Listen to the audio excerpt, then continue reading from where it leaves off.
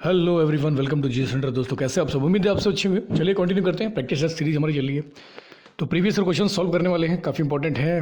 लगभग 10-20 साल के हर एग्जाम के प्रीवियस जितने भी क्वेश्चन है वो सारे हम सॉल्व कर रहे हैं। तो चलिए देखते हैं आज नया सेट। तो चलिए कंटिन्यू करते हैं। तो आने वाले जितने भी एग्जाम्स हैं यूपी पुलिस के, दिल्ली पुलिस के, आपके SSC GD, air force, UP TET, कहीं पे भी जो भी वनडे एग्जाम्स होते हैं, सारे के सारे वनडे एग्जाम्स के लिए बहुत ज़्यादा महत्वपूर्ण होने वाली सीरीज़ है ये। तो ध्यान रखो, लगभग 1200 प्लस क्वेश्चन खत्म हो चुके हैं। ठीक है, तो ध्यान रखो, इसको रिपीट करो, इसको देखो, एक दो बार देख लो, बहुत ज़्यादा हेल्प मिलेगी आने वाले एग्जाम्स के लिए। ठीक है, चलिए कंटिन्यू करते हैं। पहला क्वेश्चन देखते हैं जब। पहला क्वेश्चन है कि भारतीय अर्थव्यवस्था जो है वो निम्न में से पूर्णतः निजी क्षेत्र में है। तो इनमें से कौन सा ऐसा क्षेत्र है जिसमें भारतीय अर्थव्यवस्था निजी क्षेत्र में अभी भी, मतलब किसी न तो किसी क्षेत्र में नहीं दी गई है। ठीक है, ध्यान रखेंगे इस चीज़ को। तो ये आपका कृषि क्षेत्र है, वस्त्र है, परिवहन है या दूरसंचार है। तो कृषि क्षेत्र में अभी भी भारतीय अर्थव्यवस्था पूरी तरीके से जो कृषि क्षेत्र है उसमें निजी क्षेत्र में है। ठीक है, मतलब लोग हैं, लोग अपनी कृषि करते हैं। ऐसा नहीं कि सर किसी के अंडर में करते हैं या प्राइवेट कंपनी है उसके अंडर में करते हैं, तो ऐसा बिल्कुल नहीं है। बाकी टेक्सटाइल इंडस्ट्री तो निजी और दोनों हैं। परिवहन, दूरसंचार, तो ध्यान रखेंगे वन का इज द राइट आंसर हो जाएगा हमारा। सेकंड क्वेश्चन हम देख रहे हैं कि भारत के किस राज्य में साक्षरता प्रतिशत सर्वाधिक है। तो भारत का ऐसा कौन सा राज्य है जिसमें सबसे ज़्यादा लिटरेसी रेट है? तो ये तो आपका है केरल। तो केरल में जो लिटरेसी रेट है सबसे ज़्यादा है भारत में। ठीक है, ध्यान रखेंगे। अच्छा, ये कमेंट करो कि सबसे कम किस में है, सबसे कम किस राज्य में है लिटरेसी रेट। ठीक है, कमेंट करके बताओ इसको। नेक्स्ट क्वेश्चन हम देखते हैं कि कौन सा रंग मूल रंग के अंतर्गत नहीं आता है। तो जो मूल रंग है उसके अंतर्गत कौन सा रंग नहीं आता है? नीला, लाल, काला या हरा। तो कौन सा रंग नहीं आता है? तो नीला है, लाल है और हरा भी है, लेकिन काला नहीं है। तो इसको ध्यान रखेंगे। 3 का सी द आंसर हो जाएगा। तो थर्ड का सी द आंसर हो जाएगा। चलिए अगला देखते हैं कि 9वीं पंचवर्षीय योजना में आर्थिक विकास दर का कितना लक्ष्य रखा गया था। तो देखो, पंचवर्षीय योजना, कमेंट करो जरा कि पंचवर्षीय योजना की शुरुआत कब से हुई थी। ठीक है, तो पंचवर्षीय योजना की शुरुआत कब से हुई थी और 9वीं पंचवर्षीय योजना की शुरुआत में जो आर्थिक विकास दर था उसका लक्ष्य कितना रखा गया था। तो आर्थिक विकास दर का जो लक्ष्य था ये था आपका 7.0। तो 7.0%। तो 4 का डी इज राइट आंसर हो जाएगा। तो ध्यान रखेंगे इसको। नेक्स्ट हम क्वेश्चन देखते हैं कि द्वितीय पंचवर्षीय योजना का मुख्य उद्देश्य क्या था। तो दूसरी जो पंचवर्षीय योजना थी उसका मुख्य उद्देश्य क्या था? कृषि विकास, औद्योगिक विकास, जनसंख्या नियंत्रण। तो क्या था? ये था औद्योगिक विकास। तो पहली जो पंचवर्षीय योजना थी उसमें पूरी तरीके से कृषि पर फोकस किया गया था। दूसरी जो पंचवर्षीय योजना थी उस पर पूरी तरीके से औद्योगिक विकास के ऊपर क्या किया गया था? ध्यान दिया गया था। तो इसको ध्यान रखेंगे। 5 का बी राइट आंसर हो जाएगा। नेक्स्ट हमारा क्वेश्चन है कि भारत में IRDP Indian rural development programme कब प्रारंभ किया गया था। तो आईआरडीपी की जो शुरुआत हुई थी भारत में, ये कब हुआ था? तो ये हुआ था आपका 1980s में। तो 1980s के समय 6 का सी आंसर हो जाएगा कि आईआरडीपी की शुरुआत जो हुई थी, रूरल डेवलपमेंट जो प्रोग्राम था वो आपका 1980s में शुरू हुआ था। तो 6 का सी आंसर हो जाएगा। नेक्स्ट हमारा क्वेश्चन है कि कौन सी नदी सुंदरबन डेल्टा बनाती है। तो इनमें से कौन सी नदी है जो सुंदरबन डेल्टा बनाती है? तो गंगा है। बाई ऑप्शन तो आपका गंगा है, लेकिन गंगा और ब्रह्मपुत्र दोनों मिलकर गिरती हैं बंगाल की खाड़ी में। तो 7 का ए इज द राइट आंसर हो जाएगा। अच्छा, यमुना का उद्गम स्थान कौन सा है? जल्दी से बताओ, यमुना कहाँ से निकलती है? और कृष्णा नदी किनारे एक शहर जो बसा है उसका नाम बताओ। और सतलज का उद्गम स्थान कहाँ पर है ये भी कमेंट करके बताओ। तो 7 का ए इज राइट आंसर हो जाएगा। ठीक है, नेक्स्ट हम देखते हैं कि निम्नलिखित में से कौन सा सही सुमेलित नहीं है। तो इनमें से कौन सा सही सुमेलित नहीं है? चाय असम में, चावल असम में, रबर केरल में या गेहूँ उत्तर प्रदेश में। तो चाय तो देखो, चाय असम में मिलती है, तो ये तो बिल्कुल सही है। ठीक है, बात करते हैं हम रबर की। रबर केरल में मिलती है, गेहूं भी उत्तर प्रदेश में होता है, लेकिन चावल बड़ी मात्रा में आपका असम में नहीं होता है। ठीक है, चावल की जो खपत होती है आपकी, चावल का उत्पादन जो होता है, वैसे देखा जाए तो उत्तर प्रदेश हो गया, जितने भी तटवर्ती जो क्षेत्र हैं, पश्चिम बंगाल हो गया, तो उनमें अधिकतर उगाया जाता है। तो 8 का ए इज राइट आंसर हो जाएगा हमारा। 8 का बी इज राइट आंसर हो जाएगा। ठीक है, तो इनमें से कौन सा सही सम्मिलित नहीं है? बी। नेक्स्ट हमारा क्वेश्चन है कि हनुमंतराव समिति की सिफारिशें किस उद्योग से संबंधित है। तो हनुमंतराव जो कमेटी थी उसने किस चीज़ के लिए सिफारिश की थी? तो हनुमंतराव जो थी उन्होंने उर्वरक के क्षेत्र में, किसके? उर्वरक उद्योग के क्षेत्र में संबंधित जो सिफारिशें थी वो सरकार को दी थी। तो 9 का डी इज राइट आंसर हो जाएगा।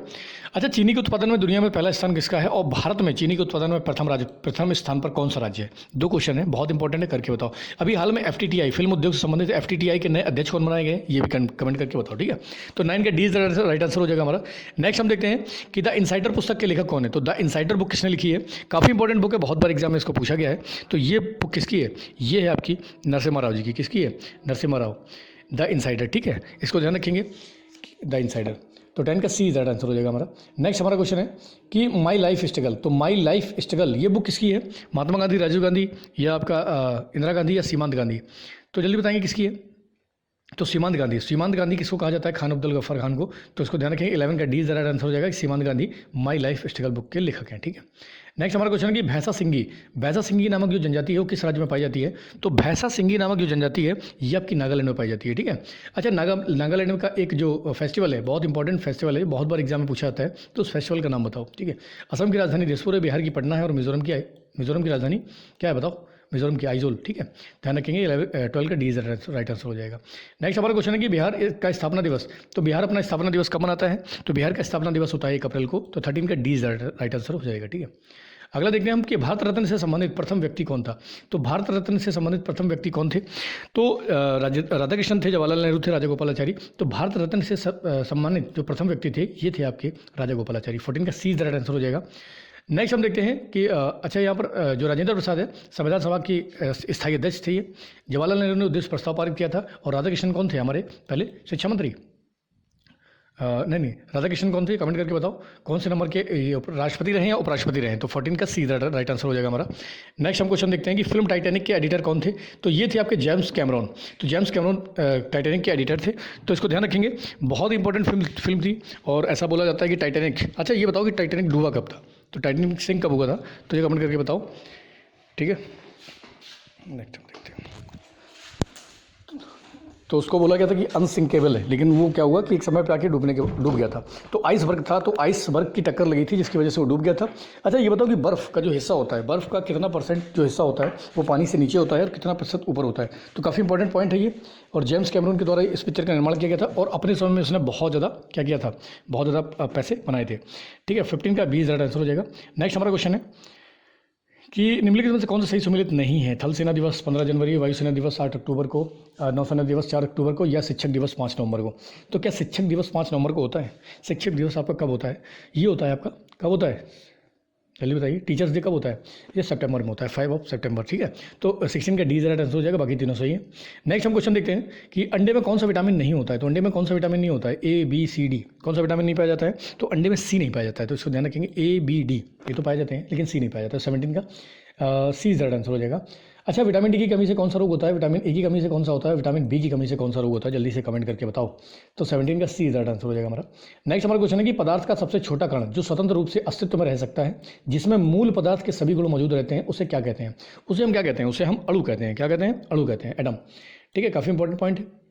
अच्छा, जो सूर्य के अंदर जो नाभिकीय क्रिया होती है उसे हम क्या बोलते हैं? सूर्य के अंदर जो नाभिकीय क्रिया होती है वो विखंडन होती है या संलयन होती है? तो ये भी कमेंट करके बताओ। 18 का सी राइट आंसर हो जाएगा।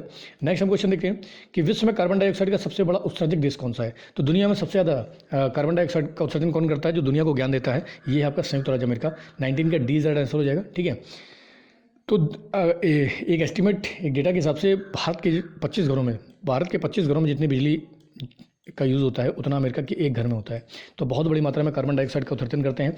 इन्होंने अपने आप को पूरी तरीके से डेवलप कर लिया, इतना ज़्यादा प्रदूषण फैलाया, अब जाके दुनिया को COP21 COP22 में बैठते हैं, उसके बाद भाषण देते हैं कि दुनिया को सस्टेन एनर्जी के ऊपर चलना चाहिए।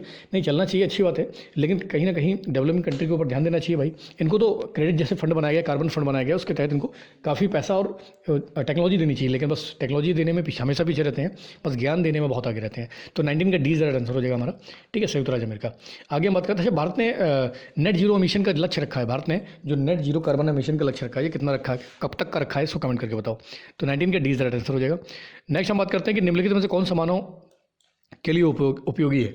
तो मानव के लिए कौन उपयोगी है भाई? केचुआ है, केचुआ किसान का मित्र बोला जाता है इसको, ठीक है। क्योंकि ये क्या करता है, जमीन की उर्वरता बनाए रखने के लिए काफ़ी मददगार सिद्ध होता है। तो 20 का 20 राइट आंसर हो जाएगा। बाकी फीता कृमि, सैंडवर्म, ये तो कीड़े हैं, ठीक है। नेक्स्ट क्वेश्चन देखते हैं कि उपग्रह में से जो अंतरिक्ष यात्री है, अगर मान लीजिए अंतरिक्ष यात्री ISS, अंतर्राष्ट्रीय जो आपका स्टेशन है, सैटेलाइट जो ऊपर है हमारा ISS बना हुआ है, तो वहाँ से अगर कोई यात्री आकाश का रंग, उसको आकाश का रंग कैसे दिखाई पड़ेगा? उसको काला ही दिखाई पड़ेगा। कैसे दिखाई पड़ेगा? काला, क्योंकि ऊपर वायुमंडल नहीं है। तो इसको ध्यान रखेंगे, 21 का सी राइट आंसर हो जाएगा कि कैसा दिखाई पड़ेगा अंतरिक्ष यात्री को? उपग्रह से आकाश का रंग ये काला दिखाई पड़ेगा। नेक्स्ट हम क्वेश्चन देखते हैं कि अदरक का कौन सा हिस्सा खाया जाता है? ऐसे क्वेश्चन बहुत पूछते हैं कि कौन सा हिस्सा खाया जाता है, कौन सा हिस्सा नहीं खाया जाता है। तो अदरक का कौन सा हिस्सा खाया जाता है? तना, पत्ती, फल या जड़? तो अदरक का हम क्या खाते हैं? तो अदरक का हम तना खाते हैं, ठीक है, ध्यान रखेंगे। 22 का ए राइट आंसर हो जाएगा। जड़ नहीं खाते हैं, पत्ती नहीं खाते हैं, फल नहीं खाते हैं। तो ये क्या होता है? तना होता है। तो 22 का ए, नेक्स्ट क्वेश्चन है कि एक लड़का अपने पिता से कितने क्रोमोसोम विरासत में लेता है। तो एक लड़का जो ना अपने पिता से कितने क्रोमोसोम विरासत में पाता है, तो बहुत इंपॉर्टेंट क्वेश्चन है। ये पता है आपका 22 प्लस वाई। तो ध्यान रखेंगे वाई बॉयज़ के लिए, एक्स गर्ल्स के लिए। तो 23 का ए, तो 22 प्लस वाई क्रोमोसोम्स जो है एक लड़का अपने पिता से पाता है। तो 23 का ए दैट आंसर हो जाएगा। 24 देखते हैं हम कि स्टेनलेस स्टील बनाने में लोहे के साथ कौन सी धातु मिलाई जाती है। तो लोहे के साथ कौन सी धातु मिलाई जाती है स्टेनलेस स्टील के लिए। तो ये जो मिलाई जाती है, ये मिलाई जाती है आपकी मैग्नीज। क्या मिलाई जाती है? मैग्नीज। जस्ता का क्या होता है? जेडन, केमिकल नेम जेडन, ठीक है। निकल का क्या होता है? एनआई, निकल। और टिन का क्या होता है? टीएन, ठीक है। अच्छा, मैग्नीज का क्या होता है? कमेंट करो, मैग्नीज का जो केमिकल नेम होता है ये क्या होता है? तो 24 का सी राइट आंसर हो जाएगा हमारा। और लास्ट क्वेश्चन है हमारा कि एलपीजी में कौन सा गंधीय जो पदार्थ है वो प्रयोग होता है। तो एलपीजी में आप किसका प्रयोग करते हैं? एथिल मरकैप्टन का, फेनिल मरकैप्टन का। तो एलपीजी में लिक्विड पेट्रोलियम गैस जो होती है उसमें कौन सा जो महक आती है वो किस पदार्थ की वजह से आती है? ये आपकी आती है एथिल मरकैप्टन की वजह से, ठीक है। 25 का ए राइट आंसर हो जाएगा। तो बहुत ही महत्वपूर्ण क्वेश्चन है, बार बार एग्जाम में इनको रिपीट किया गया, बार बार एग्जाम में इनको पूछा जाता है। तो चलिए देखते रहिए इसी तरीके से, और कंटिन्यू रहेगी हमारी सीरीज। तो इसको देख लेंगे तो बहुत ज़्यादा हेल्प मिलने वाली है आने वाले एग्जाम्स के लिए। तो लगातार पढ़ाई करो, लगातार मेहनत करो। आज के लिए इतने बहुत है। जय हिंद।